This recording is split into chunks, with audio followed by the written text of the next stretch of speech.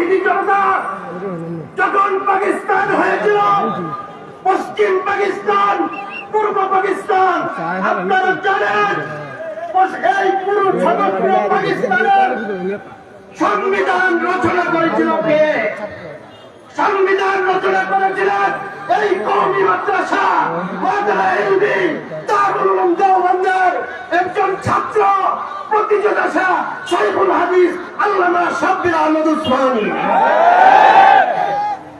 পাকিস্তান যখন 47-এ প্রতিষ্ঠা হয়, ভারত থেকে মুসলিম রাষ্ট্র হিসাবে আলাদা কায়েম হয়, তখন সেই পাকিস্তানে সর্বপ্রথম সেই ইসলামী পতাকা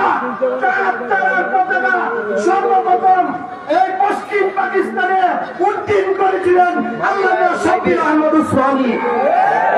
বাংলাদেশে তখন ছিল পশ্চিম পূর্ব পাকিস্তান, সেখানে এই বাংলাদেশের অর্থাৎ পূর্ব পাকিস্তানের সর্বপ্রথম পতাকা উদ্দিন করেছিলেন দারুল উলুম দেওবন্দ কওমি মাদ্রাসার আলিম, পাকিস্তানের সংবিধান রচয়িতা আল্লামা জফর আহমদ উসমানী।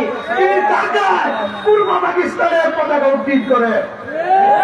সংগ্রামী উপস্থিতি, আপনারা মনে রাখতে হবে, আমাদের ইসলামী খেলাফত শুধু নতুন নয়, ইহুদি ইংরেজরা আমাদের সেই ইতিহাসকে ভুলে দিয়েছে।